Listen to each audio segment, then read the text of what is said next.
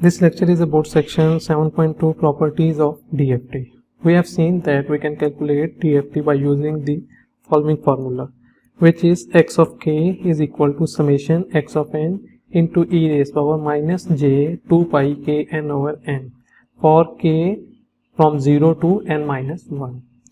तो इसको हम लोग कहते हैं n पॉइंट DFT cos के हमारे पास k के टोटल कितनी वैल्यूज हैं n, और जब हम लोग कैलकुलेट करेंगे तो हमारे पास इसी तरह x ऑफ 0 आएगा, x ऑफ 1 आएगा और x of n minus 1 values आएंगे. अगर हम इनको टोटल काउंट करें तो ये n वैल्यूज होंगे. इस रीजन से हम लोग इसको क्या नेम दे देते हैं, n पॉइंट DFT. ओके, इसी फार्मूले को हम लोग ओमेगा रेज पावर n के फॉर्म में भी रिप्रेजेंट कर सकते हैं. तो वो बेसिकली क्या बन जाएगा, summation x of n into omega n raise power k है. k की वही रेंज होगी और यहाँ पे ओमेगा n किसके इक्वल हो जाएगा, e raise power minus j 2 pi over n. आपने एक न्यू वेरिएबल डिफाइन कर लिया है ओमेगा n, और उस ओमेगा की फॉर्म में आप लोग इस DFT के फार्मूले को रिप्रेजेंट कर सकते हैं. और n is equal to 0 to n minus 1. Okay, ये DFT का फार्मूला है. अगर हम लोग इनवर्स DFT लें तो इनवर्स DFT हमें क्या रिटर्न करेगा, x ऑफ n फार्मूला होगा 1 over n summation capital x के इंटू ओमेगा के फॉर्म में अगर हम लोग लिखें तो omega n minus k n, और समेशन किसके क्रॉस होगी, from k 0 to n minus 1. क्योंकि अब हमें नोन किया है x ऑफ k, तो k की वैल्यूज के लिए हम लोग इसको क्या करेंगे, सम करेंगे. तो ये बेसिकली फार्मूला है IDFT का. ओके, तो नोशन इसकी ये है कि अगर हमें गिवन है x ऑफ n तो हम लोग इसको यूं रिप्रेजेंट कर सकते हैं DFT. कितने पॉइंट्स का है वो हम लोग यहाँ पे लिखते हैं, तो ये हमें रिटर्न करेगा x ऑफ k. तो ये इक्वेशन क्या बताती है कि आप x ऑफ n से x ऑफ k कैलकुलेट कर सकते हैं, वो होगा n पॉइंट DFT, और x ऑफ k से आप return back x of n calculate कर सकते हैं और वो होगा IDFT. अब ये जो DFT है ये बेसिकली दूसरी ट्रांसफॉर्मेशंस की तरह ही है. जैसे हम लोगों ने Z ट्रांसफॉर्म देखा, फिर उसके बाद DTFT देखा, ये एग्जैक्टली उसी तरह का ही है. तो जैसे इन ट्रांसफॉर्म्स की कुछ प्रॉपर्टीज थी, इसी तरह इस DFT की भी कुछ प्रॉपर्टीज हैं. मोस्टली प्रॉपर्टीज सेम हैं एक्सेप्ट वन प्रॉपर्टी जो कि यहाँ पे चेंज हो जाती है. तो हम लोग अब यहाँ पे डिटेल से देखेंगे कि वो प्रॉपर्टीज क्या क्या थी. फर्स्ट प्रॉपर्टी है लिनियरिटी. सपोज आपके पास एक x ऑफ n सिग्नल है, उसका DFT है x1k, और एक सेकंड सिग्नल x2n और उसका DFT है x2k. अगर हम लोग इन दोनों सिग्नल्स को लीनियरली कंबाइन करें, mean a1 x1n plus a2 x2n, तो इसका DFT क्या होगा, लिनियरिटी के प्रॉपर्टी की वजह से ये सिंपल इनके DFTs को भी आप उसी तरह सम कर दें जिस तरीके से आपने उन सिग्नल्स को सम किया हुआ है. a1 x1 plus a2 x2, उसका DFT क्या होगा, a1 x1 के प्लस a2 x2. ओके, तो इस प्रॉपर्टी को क्या कहते हैं, लिनियरिटी कहते हैं. सेकंड प्रॉपर्टी है पीरियोडिसिटी की, और वो ये है कि सपोज आपके पास जो सिग्नल है x ऑफ n वो पीरियोडिक है. अब वो अगर पीरियोडिक है तो हमें पता है कि हम x ऑफ n जो होता है वो x of n plus n के शिफ्टेड वर्जन के इक्वल होता है. n की हम लोग कोई भी वैल्यू चूज कर सकते हैं. ओके, अगर हम x ऑफ n का फोरियर ट्रांसफॉर्म लें, अगर वो सिग्नल पीरियोडिक है तो इसका जो फोरियर DFT है वो भी k प्लस n के इक्वल होगा, मीन वो भी पीरियोडिक होगा. ओके, तो पीरियोडिक सिग्नल का DFT भी पीरियोडिक ही होगा. इस प्रॉपर्टी को हम लोग क्या कहते हैं, पीरियोडिसिटी. ओके, नेक्स्ट प्रॉपर्टी जो है वो है बेसिकली सर्कुलर कन्वोल्यूशन की, और ये वो प्रॉपर्टी है जो कि प्रीवियस ट्रांसफॉर्मेशन ही मीन जी ट्रांसफॉर्मर DTFT ये वहाँ पे एग्जिस्ट नहीं करते थे। तो हम लोग इसको थोड़ा सा डिटेल से देखेंगे कि जब हम लोग 2 DFTs को मल्टीप्लाई करते हैं तो बेसिकली वो एक सर्कुलर कन्वोल्यूशन के इक्वल होता है। अब ये स्टार्ट करने से पहले हम लोग थोड़ा सा देखते हैं कि बेसिकली हमारे पास सिमेट्री इन टाइम डोमेन क्या होती है। Circular symmetry of A sequence, हम लोग इसको थोड़ा सा डिटेल से देखेंगे क्योंकि यही वाला जो ग्राफिकल रिप्रेजेंटेशन है ये हम लोग फिर DFT की सर्कुलर कन्वोल्यूशन में यूज करेंगे। सेक्शन 7.1.1 में हम लोगों ने बड़ी डिटेल से देखा है कि अगर हमारे पास एक सीक्वेंस हो x ऑफ n, उसका जो DFT होता है वो बेसिकली एक पीरियोडिक सिग्नल के DFT के इक्वल होता है। और ये जो पीरियोडिक सिग्नल XPN होता है ये बेसिकली हम लोग x ऑफ n से ही बनाते हैं। वो कैसे बनाते थे? XPN जो होता था वो होता था summation x of n minus L N और l is equal to minus infinity to infinity. ये बेसिकली हम लोगों ने सेक्शन 7.1.1 में डिटेल से देखा था। ओके, इस सेक्शन को रेफर कर लीजिएगा, वहां पे देख लीजिएगा कि ये इक्वेशन कैसे आई थी। बेसिकली ये इक्वेशन ये बताती है कि आप अगर x ऑफ n लें और उसके शिफ्टेड वर्जन्स लें और उन सारे शिफ्टेड वर्जन्स को सम करें तो बेसिकली आपके पास एक पीरियोडिक सिग्नल XP बन जाता है। अब नेक्स्ट स्टेप में हम लोग क्या करते हैं कि ये जो हमारे पास XPN है पीरियोडिक सिग्नल, हम इसके अंदर एक शिफ्ट लेके आते हैं। सपोज हम लोग शिफ्ट लेके आते हैं K का। अब जब इस पे शिफ्ट लेके आएंगे तो समेशन वाली साइड पे भी शिफ्ट आ जाएगा। वो क्या आ जाएगा? n minus k minus L N और समेशन होगी l is equal to minus infinity to infinity. ये जो न्यू सिग्नल बन जाता है होगा अगेन वो भी पीरियोडिक, उसको हम लोग नेम दे देते हैं x dash p of n। x dash p of n basically XPN का शिफ्टेड वर्जन है। XPN पीरियोडिक था, तो अगर एक पीरियोडिक सिग्नल में शिफ्ट लेके आए तो अगेन वो क्या रहेगा? पीरियोडिक ही रहेगा।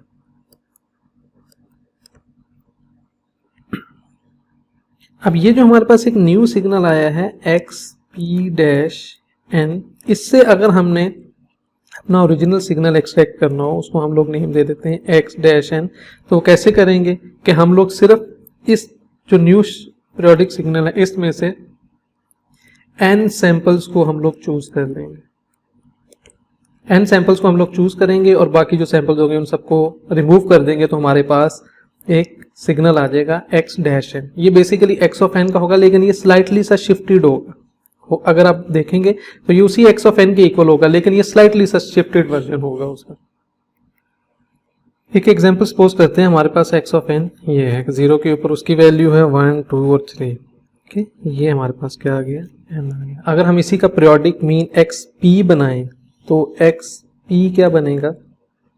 ये वाला सिग्नल होगा, फिर इसी का शिफ्टेड वर्जन आएगा, वो यहाँ पे ये आ जाएगा, इसी तरह यहाँ पे भी आएगा। ठीक है, इस तरह ये चलता जाएगा। ये आएगा 0 1 2 3 4 5 6 7, ये -1 -2 -3 -4। तो ये वाला सिग्नल क्या आ गया? XPN। और ये XPN मैथमेटिकली किसके इक्वल है? Summation x of n minus L N के इक्वल। आपने x ऑफ n के शिफ्टेड वर्जन्स लिए, उन सारे शिफ्टेड वर्जन्स को आपस में ऐड किया तो आपके पास ये वाला सिग्नल आ जाएगा। ये आ जाता है बेसिकली x ऑफ pn। अब अगर मैं इस XPN से एक नया सिग्नल बनाऊं जिसको मैं नेम दूं XPN माइनस 2, तो बेसिकली मुझे x ऑफ p को क्या करना है? शिफ्ट कर देना है बाय 2। तो जब बाय 2 करूंगा तो ये -4 वाली वैल्यू कहाँ पे चले जाएगी? -6 पे, और -3 वाली वैल्यू -5 पे। तो मेरे पास ये इस तरह का सिग्नल आ जाएगा।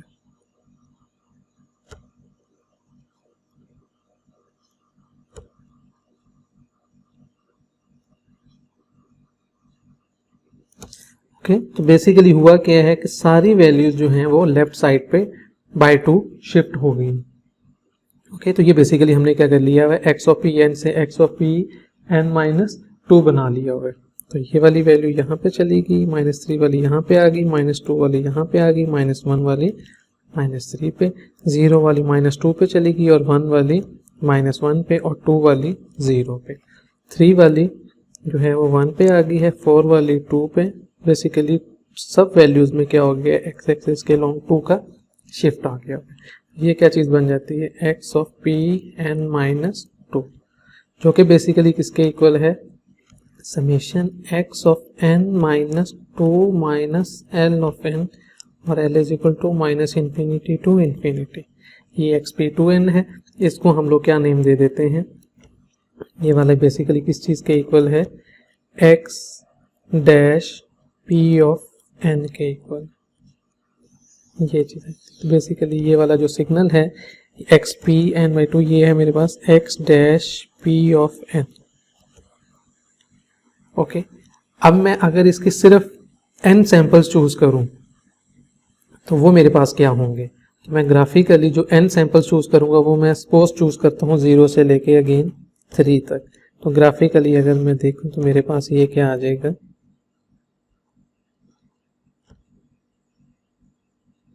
ये आ जाएगा 0 1 2 3। ओके, अब ये क्या आ गया मेरे पास, x डैश n।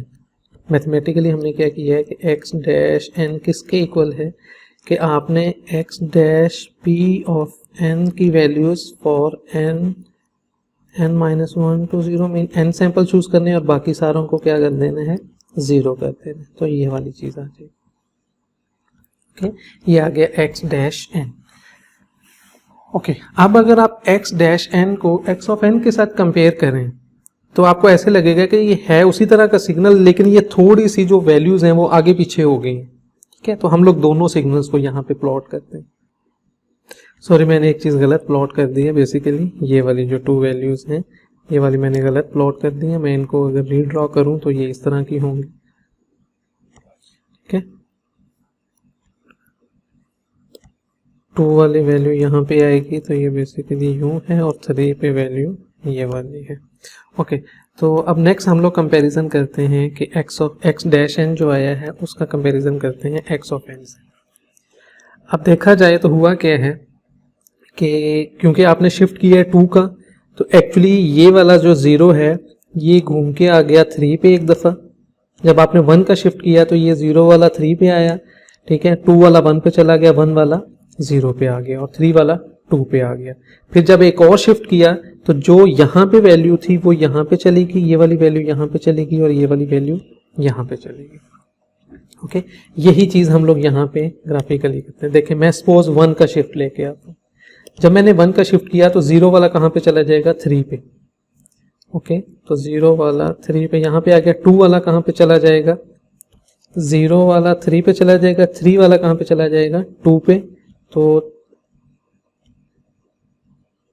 ये आ जाएगा, ये 2 पे।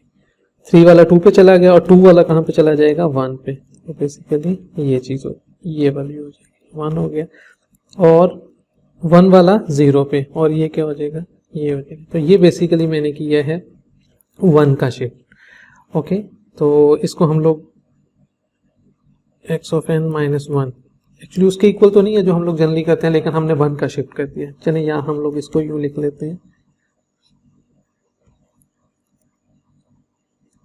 कि ये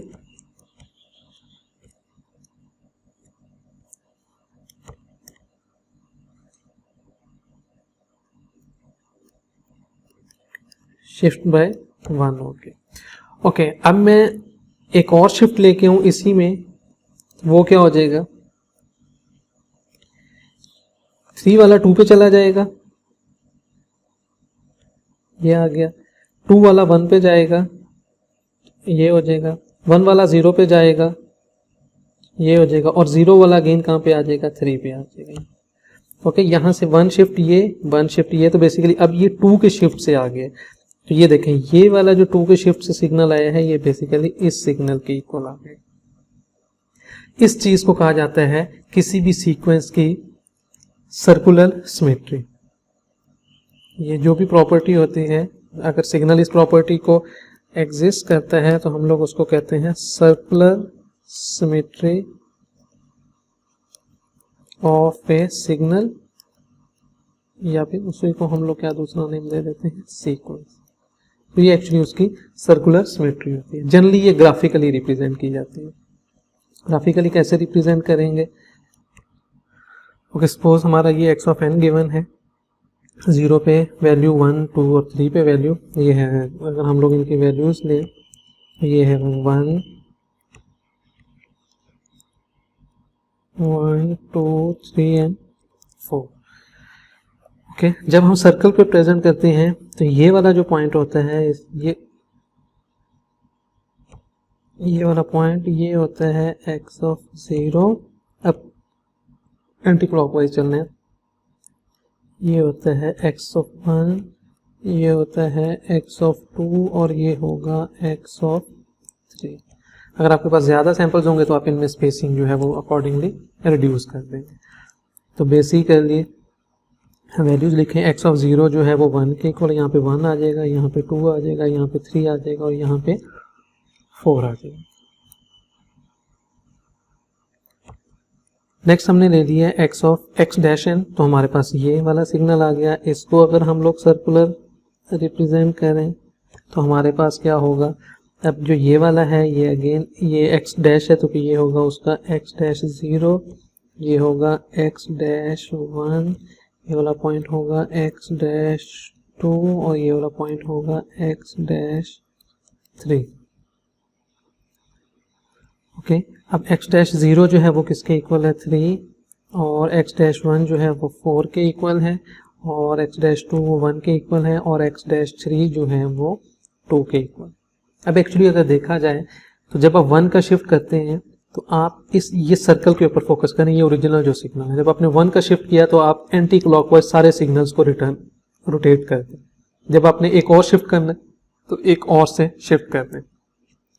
जब आप 1 का शिफ्ट करेंगे तो ये वैल्यू यहाँ पे चले जाएगी, 2 यहाँ पे आ जाएगा, 3 यहाँ पे आ जाएगा और 4 यहाँ पे चला जाएगा। जब आप एक और शिफ्ट करेंगे फिर आप एक वैल्यूज को और शिफ्ट देंगे। एक्चुअली ये वाला जो है ये हमेशा इंडेक्स 0 रहेगा, ये इंडेक्स 1 है, ये इंडेक्स 2 है और ये इंडेक्स 3। अगर आप इस सर्कल के ऊपर प्लॉट करें तो आप इजीली देख सकते हैं कि जो सिग्नल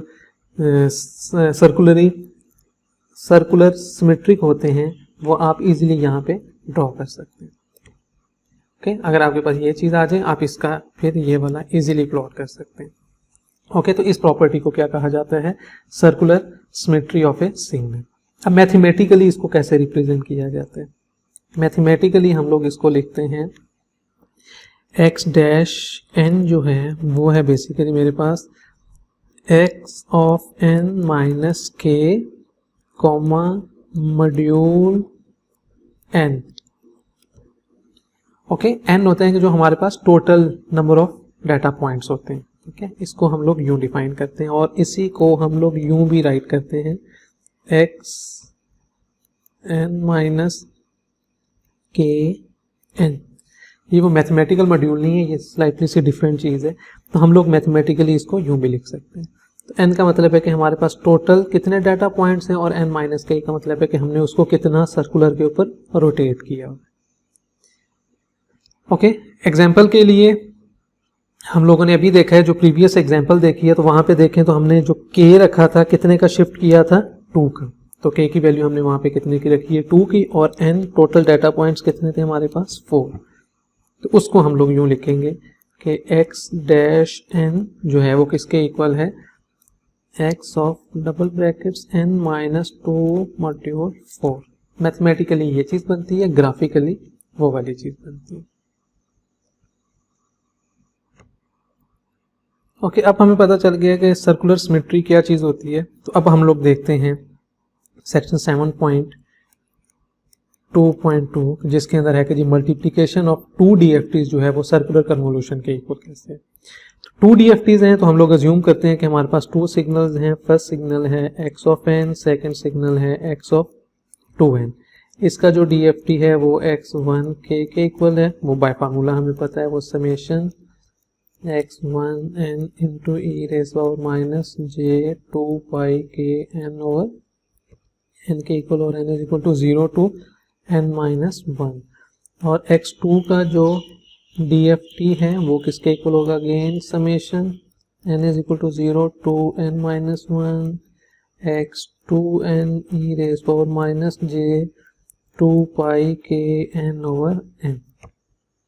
ओके, अज्यूम कर रहे हैं कि दोनों सिग्नल्स के सेम डाटा पॉइंट्स है, इसलिए ये भी n तक जा रहे हैं और ये भी n तक जा रहे हैं।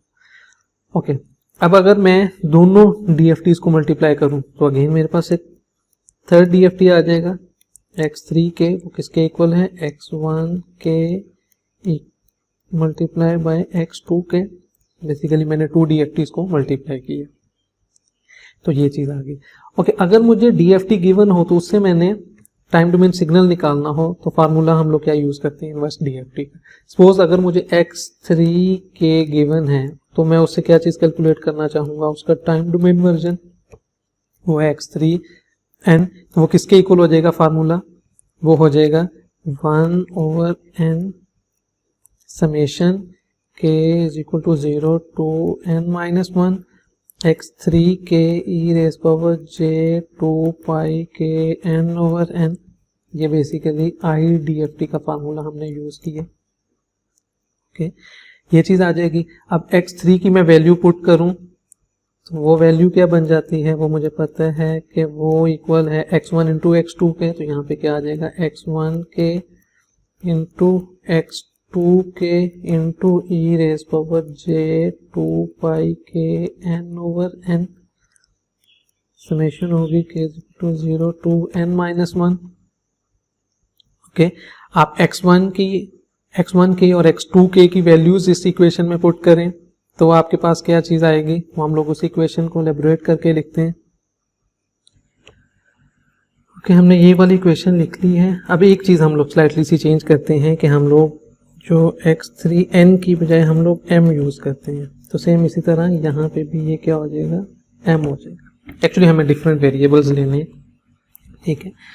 ओके, जब हमने इस इक्वेशन में x1 के और x2 के की वैल्यूज पुट की तो ये आ गई, ये हमारे पास है x1 के और ये है x2 के। x1 के लिए हमने वेरिएबल n यूज किया हुआ है, तो यहाँ पे हमने वेरिएबल चेंज करके l कर लिया, ठीक है, क्योंकि वो वेरिएबल्स टोटली एक दूसरे से क्या हैं, डिफरेंट है। अगर आप सेपरेट लिखें तो हम n ही जनरली लिखते हैं, लेकिन यहाँ पे डिफरेंशिएट करने के लिए हम लोग वेरिएबल्स के नेम्स भी डिफरेंट कर लेते हैं। तो ये चीज किसके इक्वल आ गई, x3 m के इक्वल आ गई। नेक्स्ट हम इस इक्वेशन को और रीअरेंज करते हैं, तो सबसे पहला काम क्या करते हैं कि इस समेशन को बाहर ले आते हैं। ये समेशन है स्मॉल n के क्रॉस, तो जिसमें सिर्फ स्मॉल n आता है वो यहाँ पे आ जाएगा, ये वाली जो टर्म है वो आगे चली जाएगी। ओके, अब सेकंड समेशन आ जाएगी, वो आ जाएगी l is equal to 0 to n minus 1। अब इसमें क्या आ जाएगा, x2l आ जाएगा, बाकी ये वाली टर्म भी आगे चली जाएगी। अब ये आ गया, ये थर्ड समेशन हमारे पास ये रह गई थी, तो ये समेशन आ जाएगी k is equal to 0 to n minus 1। तो बाकी जितनी टर्म्स रह गई हैं वो यहाँ पे आ जाएंगी। तो वो टर्म थी एक ये वाली और एक ये वाली और एक ये वाली। अगर आप इन तीनों टर्म्स को मल्टीप्लाई करें तो एक्सपोनेंशियल की पावर्स का फार्मूला लगाएं तो आपके पास फाइनल जो रिजल्ट आएगा वो ये आ जाएगा, ई जे के 2 पाई के m minus n minus l divided by n। Actually आप ये वाली टर्म और ये वाली टर्म्स को जब मल्टीप्लाई करेंगे तो हमें पता है कि ई रेज पावर समथिंग मल्टीप्लाई हो ई रेज पावर समथिंग, तो उनकी जो पावर्स होती हैं वो आपस में क्या हो जाती हैं, ऐड हो जाती हैं। तो सारी जब आप इनको ऐड करेंगे तो यही चीज़ आ जाएगी। ओके, अब जो ये वाली चीज़ आई है ये बेसिकली अगर देखा जाए तो ये है समेशन ए रेज पावर के की फॉर्म में, क्योंकि यहाँ पे है k is equal to 0 to n minus 1। तो आप लोग पावर सीरीज की समेशन का फार्मूला यहाँ पे यूज कर सकते हैं। और वो फार्मूला क्या होता है, फार्मूला ये होता है कि वो आंसर आता है 1 minus a raise power n over 1 minus a। तब तक आता है जब तक a जो है वो 1 के इक्वल ना हो। अगर a 1 के इक्वल हो जाए तो ये आंसर n के इक्वल आ जाता है। तो हम लोग सेम यहाँ पे ये वाला फार्मूला यूज करेंगे। हमारे पास है ये वाली इक्वेशन, तो इसको हम लोग अगर इस फॉर्म में लिखें a रेज पावर k की फॉर्म में, तो वो हमारे पास क्या बनेगा, समथिंग पावर k, क्योंकि summation k is equal to 0 to n minus 1 है, तो अब ये समथिंग में क्या आएगा, e रेज पावर j 2 पाई m minus n minus l over n के इक्वल। तो बेसिकली हमारे पास जो a बन गए हैं उस समेशन के लिए वो आ गया e रेज पावर j 2 पाई m minus n minus l over n के इक्वल। ओके, अब हमें पता है कि जो e रेज पावर j 2 पाई, यहाँ पे कोई भी नंबर हो इंटीजर नंबर, आंसर किसके इक्वल आता है, 1 के इक्वल आता है। अगर ये एक इंटीजर नंबर हो, 1 हो 2 हो 3 हो 4 जो भी हो, अगर ये एक इंटीजर नंबर है तो e raise power j 2 pi into integer number किसके इक्वल आएगा, 1 के इक्वल आएगा। ओके, इट मींस अब ये जो a है ये a 1 के इक्वल कब होगा, जब ये वाले जो फैक्टर है ये किसके इक्वल होगा, किसी इंटीजर नंबर के इक्वल होगा।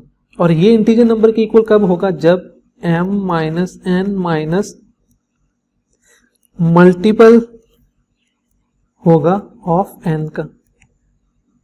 जब ये मल्टीपल होगा n का, मीन या ये 2n के इक्वल होगा या 3n के इक्वल होगा या 4n के इक्वल होगा, तो n से क्रॉस हो जाएगा और आंसर क्या आ जाएगा, इस एक्सप्रेशन का कोई इंटीजर नंबर आ जाएगा।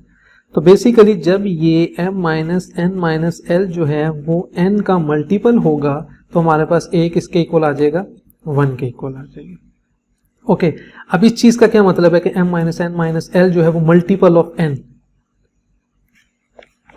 तो इसको मैथमेटिकली हम लोग यूं लिख सकते हैं ये वाली चीज को कि m minus n minus l जो है वो इंटीजर मल्टीपल ऑफ n के इक्वल हो।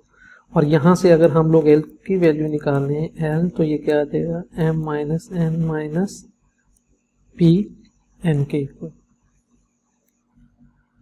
ओके, अब ये चीज क्या बन गई है, आपने इस ये जीरो, ये नेगेटिव हो या पॉजिटिव हो इससे कोई फर्क नहीं है, ठीक है, वो नंबर्स ही ऐड होते हैं वो कुछ। ये चीज क्या बन गई है, अब बैक इक्वेशंस पे जाएं जहां पे जाके हमने लिखा था n minus k minus l of n, ये एग्जैक्टली ये वही चीज बन गई है, ठीक है। तो इसका मतलब है कि इसको हम लोग किस तरह रिप्रेजेंट करते थे, n माइनस k n, तो ये वाली चीज क्या बन जाएगी, double brackets m minus n brackets, यहाँ पे क्या आ जाएगा, n के इक्वल आ जाएगा। ओके, यहाँ पे ये जो l था ये एक इंटीजर नंबर था, सेम इसी तरह यहाँ पे ये जो p है ये भी हमने क्या लिया हुआ है, एक इंटीजर नंबर लिया। तो एक्चुअली ये वाली चीज इसके इक्वल आ गई। ओके, तो हमने डिफाइन किया था कि अगर ये वाली कंडीशन जो है m minus n minus l जो है वो मल्टीपल ऑफ n हो जाए, तो वो अगर हम यहाँ पे पुट करें तो हमारे पास a किसके इक्वल आ जाता है, 1 के इक्वल आ जाता है। और ये वाली कंडीशन सेटिस्फाई होने का क्या मतलब है कि ये वाली चीज आ जाए। तो इट मीन्स हम लोग यूं लिख सकते, तो हम लोग इसको यूं लिख सकते हैं कि अगर हमारे पास l जो है m minus n minus p of n के इक्वल हो, इट मीन्स ये वाली चीज आ जाए तो a किसके इक्वल हो जाएगा, ये वाली जब कंडीशन होगी तो a किसके इक्वल होगा, 1 के। a जब 1 के इक्वल होगा तो a रेज पावर k वो किसके इक्वल हो जाएगी, अगर ये चीज है k is equal to 0 to n minus 1, ठीक है, तो वो किसके इक्वल हो जाएगा, n के इक्वल। ये वाली चीज कहाँ से आती है, ये हम लोगों ने अभी इक्वेशन में ये वाली लिखी थी कि अगर हमारा a जो है वो 1 के इक्वल हो जाए तो ये वाली समेशन किसके इक्वल हो जाती है, n के इक्वल हो जाती है।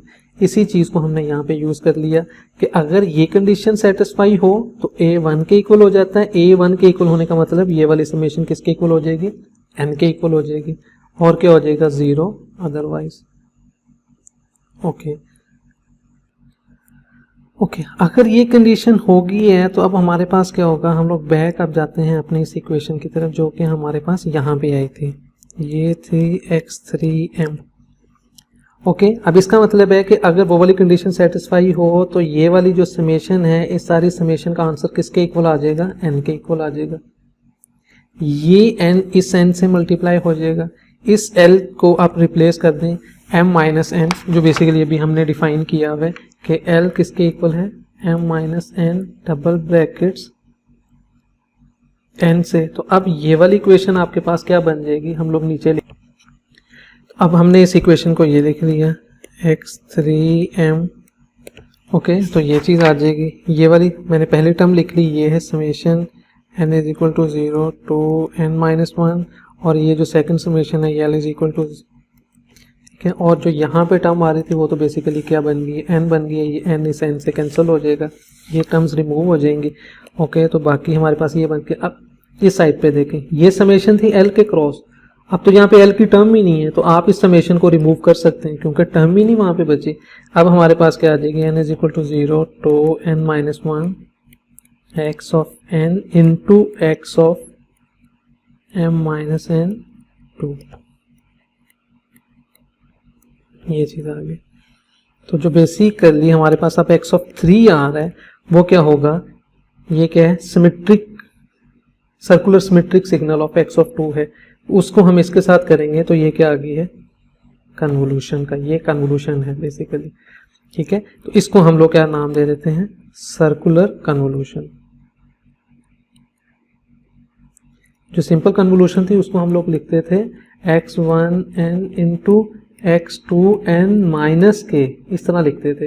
लेकिन यहाँ पे एक्चुअली ये वाली जो टर्म्स आ गई हैं ये सर्कुलर सिमेट्री की वजह से आ गई हैं, तो ये क्या, ये जो सिंपल लीनियर कन्वोल्यूशन थी उससे डिफरेंट है, तो इसको हम लोग क्या नेम दे देते हैं, सर्कुलर कन्वोल्यूशन का। तो देखें कि हम लोग स्टार्ट हुए मल्टीप्लिकेशन ऑफ 2 DFT से और हम लोग एंड हुए सर्कुलर कन्वोल्यूशन ऑफ 2 सिग्नल्स। तो हम लोग एक एग्जांपल सॉल्व करेंगे, देखेंगे कि हम लोग ग्राफिकली या मैथमेटिकली इस चीज़ को यूज़ करते हुए हम लोग कैसे x1 और x2 की सर्कुलर कन्वोल्यूशन से x3 डिटरमिन कर सकते हैं।